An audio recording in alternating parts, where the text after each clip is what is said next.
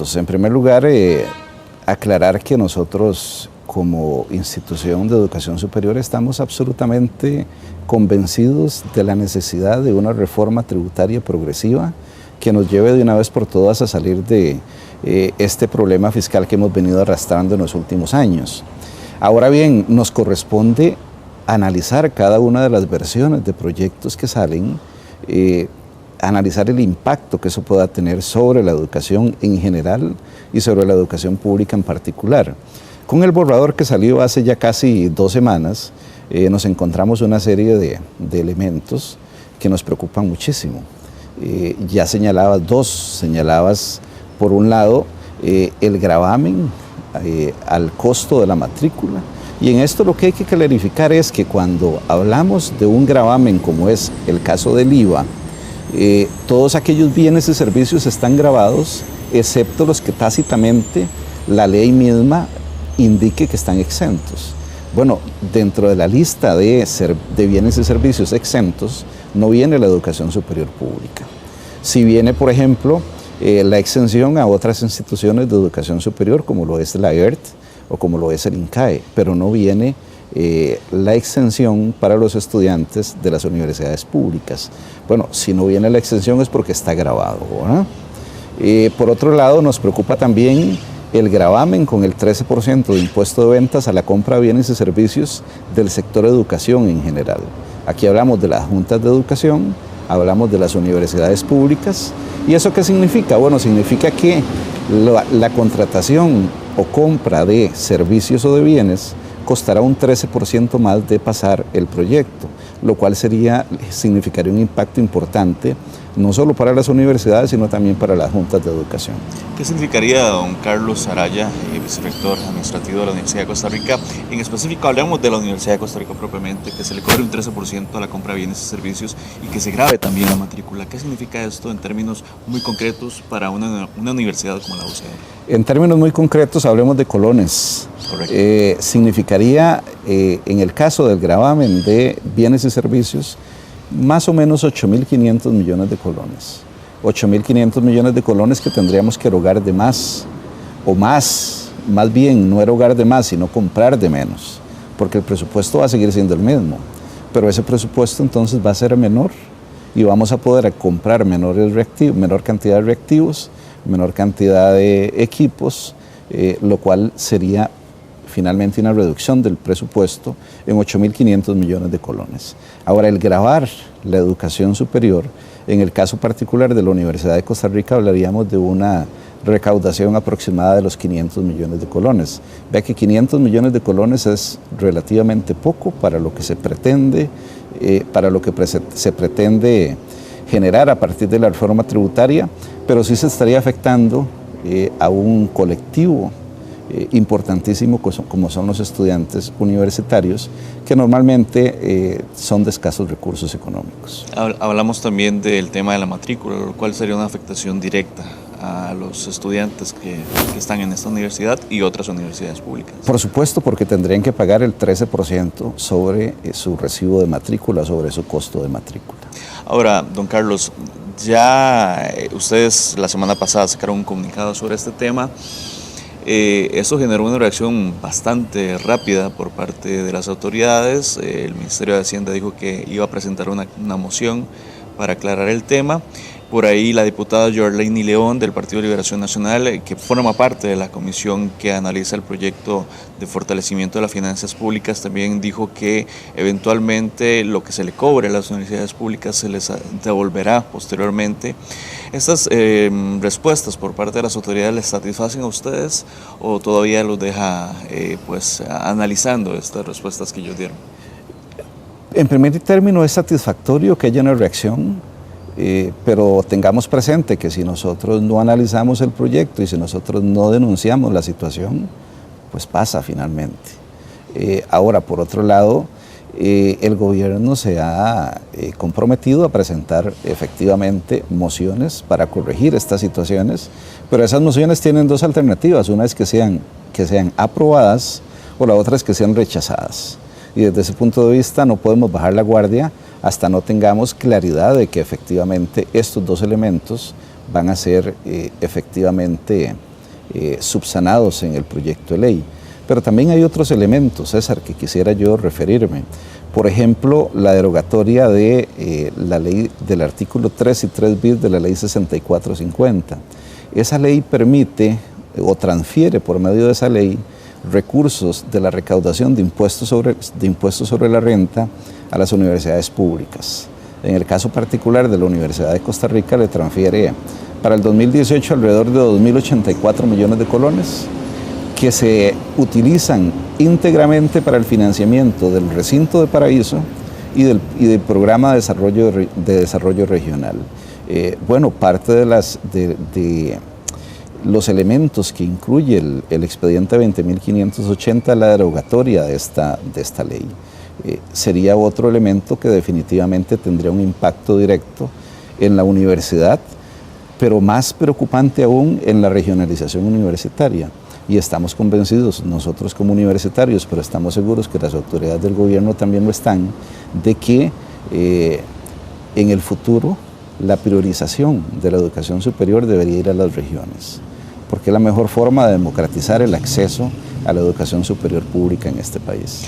Don Carlos, ¿cómo se puede interpretar, y esto ya entramos al campo propiamente de la interpretación de su parte, que se tomen estas medidas o que se propongan estas medidas dentro del proyecto de fortalecimiento de las finanzas públicas, conocido como proyecto fiscal, y sin tomar en cuenta esto que usted mencionaba sobre este grado de daño que se le podría hacer a la inversión pública, específicamente también, en este caso, a la educación pública superior? ¿Cómo se puede entender que se dé esta discusión cuando parece tan claro, por lo menos según usted lo explica, que esto podría generar un daño a la educación pública superior?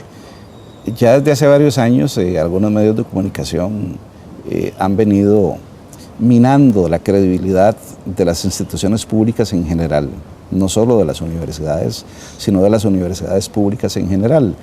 Creo que haciendo ver que el problema fiscal no lo origina la baja tasa impositiva que tenemos en el país, porque es baja si la comparamos con el resto de países de América Latina, haciendo ver que el problema fiscal es por el tema del gasto y no por la falta de tasas impositivas más altas, y sobre todo el gravar algunas actividades que en este momento vienen generando riqueza y no son gravadas.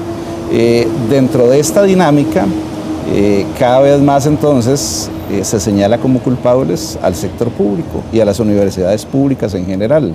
Entonces creemos que lo que se plantea acá es reflejo de lo que se ha venido tejiendo durante ya varios años en el país. Y bueno, finalmente atacar la educación, porque no solo es educación superior, es la educación en general.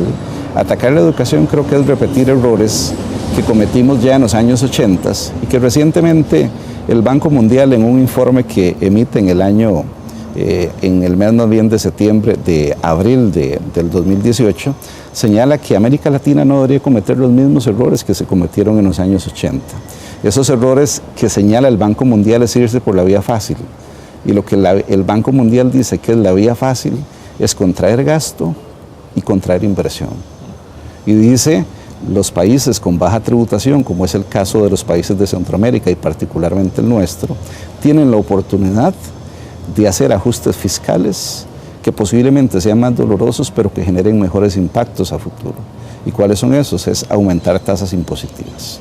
El tema de las políticas recortistas, que se aplicó muy seguido en Europa, por ejemplo, en casos como Grecia, Italia, España y Portugal en su momento. Bueno, en el corto plazo o en años recientes más bien, efectivamente esos son buenos ejemplos, pero en los años 80 América Latina es el mejor ejemplo de cómo la crisis fiscal se atacó, contrayendo gasto, contrayendo inversión, y eso a la postre no genera ningún efecto positivo. Ahora, volvamos al tema específico de lo que a ustedes les preocupa como universidades públicas, don Carlos Araya. Ustedes, pues, o más bien el Ministerio de Hacienda, pues dijo que estaría presentando las mociones para aclarar esto que ustedes denuncian. Sería más bien la pregunta, don Carlos, ¿ustedes confían de que se dé esta aclaración y que ustedes pues no salgan, las universidades públicas al final no salgan perjudicadas de esto? Por supuesto que confiamos, lo cual no significa que bajemos la guardia. ¿Y por qué no? Porque le pongo un ejemplo, César. Hace quizás un mes negociamos con autoridades gubernamentales que las leyes específicamente, valga la redundancia, la ley 6450, que gira los recursos que le señalaba para el recinto de Paraíso, negociamos con las autoridades de gobierno que eso se iba a excluir de la propuesta. Efectivamente vino un borrador donde se excluye de la propuesta, pero seguidamente sale otro borrador donde ya viene nuevamente la derogatoria de la ley. De manera que esto nos hace, si bien confiar en la palabra de las autoridades, sí mantenernos alertos, por un lado, y seguir negociando de manera tal de hacerle ver a las autoridades y a las señoras y señores diputados la importancia de no afectar la educación en general y la educación superior en particular. Ustedes en su momento, y me refiero a ustedes como las autoridades universitarias, dijeron que les gustaría acompañar todo el proceso de la reforma fiscal. ¿Qué tan bien recibida ha sido esta propuesta de parte de ustedes hacia el gobierno? ¿Han contado, se han acercado a ellos para...? Ustedes incluso hablaron nosotros tenemos especialistas, tenemos gente que pues puede ayudar en esta discusión. ¿Ha sido bien recibido esto a nivel de Asamblea Legislativa, acá donde estamos, de parte del Poder Ejecutivo? Realmente no ha sido de recibo, en tanto pues no ha habido ningún acercamiento donde podamos discutir propuestas y podamos facilitar el conocimiento que generamos desde las universidades en pro de contar con una reforma tributaria que cumpla con las características que creo que todas y todos los costarricenses deseamos, y es que sea una reforma tributaria progresiva, donde quienes más tienen, más paguen, y quienes menos tienen, por ende, menos paguen. ¿Eso está pasando en el actual debate sobre el tema fiscal? ¿Se está logrando que sea equitativa, que sea justa? ¿Cómo lo ven ustedes, don Carlos Araya? Hay elementos, vamos a ver, ayer, por ejemplo, el Instituto de Investigaciones en Ciencias Económicas emitió un informe sobre el IVA, que básicamente dice que de no gravarse la canasta básica con el 2%, el IVA vendría a constituirse un elemento progresivo en nuestro sistema tributario. ¿Por qué?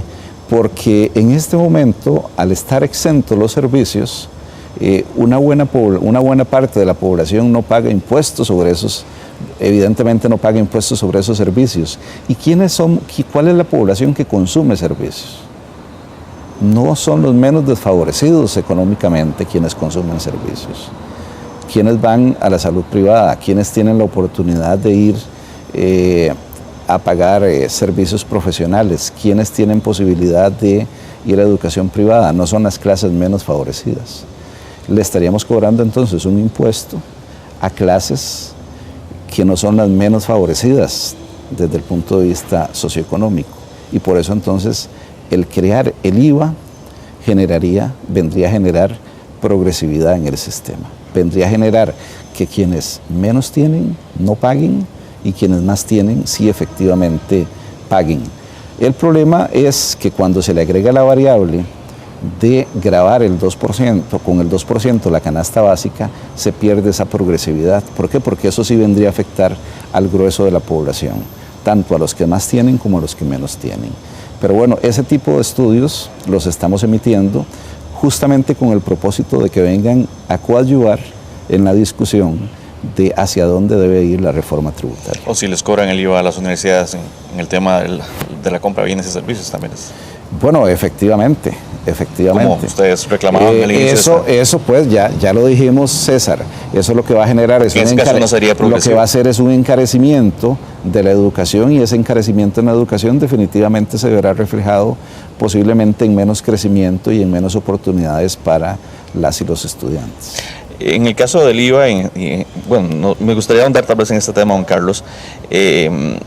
¿Qué otros temas a ustedes les inquietan dentro de esta discusión que se está dando de la reforma fiscal aquí en la Asamblea Legislativa, además de este tema del IVA que ustedes llaman? Bueno, vamos a ver, el IVA es un primer estudio que sale. En los próximos días tendremos otros estudios respecto a renta. Lo que pasa es que en el caso de renta pareciera, sin tener los elementos empíricos para así demostrarlo, que en el caso de renta la reforma es progresiva. Es decir, cuando hablamos de que los salarios superiores a 2.300.000 colones van a ser gravados con tarifas adicionales, pues evidentemente eso a quien va a afectar es a una población muy pequeña de la población, que efectivamente son quienes más recursos reciben. Cuando hablamos, por ejemplo, de ganancias de capital, bueno, ¿quiénes tienen ganancias de capital en el país? Efectivamente, quienes tienen ganancias de capital son los grupos económicos más favorecidos. De manera que en renta pareciera que la progresividad es alta. Aún así, el Instituto de Investigaciones en Ciencias Económicas está trabajando justamente en esos estudios con el propósito de dar herramientas adicionales a quienes toman las decisiones en esta materia. También se habla, don Carlos Araya, del tema de los alquileres. Hay toda una discusión acá en la Asamblea sobre los alquileres, porque incluso la fracción del Partido de Restauración Nacional ha reclamado sobre este tema en particular, porque gravaría algunos templos evangélicos.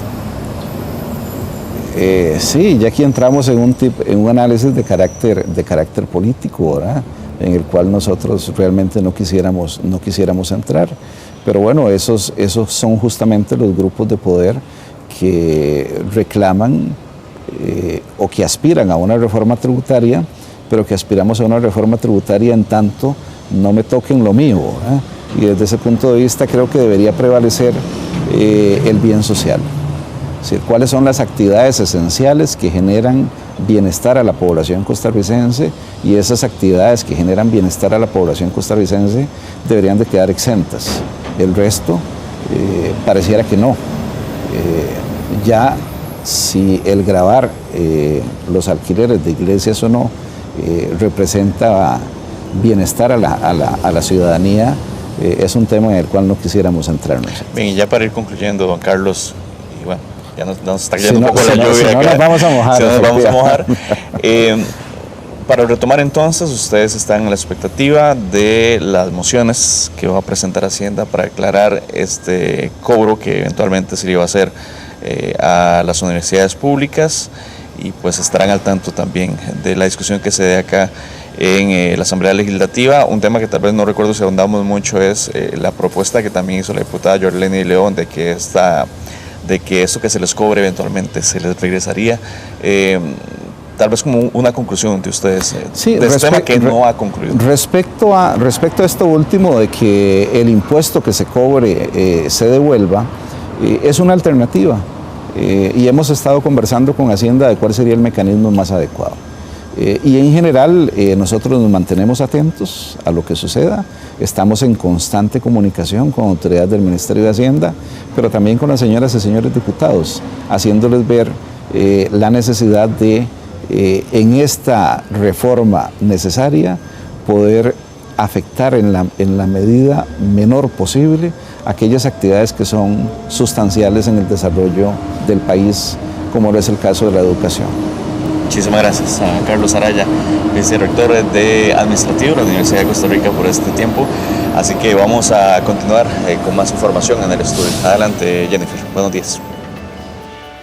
Bien, muchas gracias a César Barrantes por la información. Vamos a hacer una pausa comercial, ya volvemos.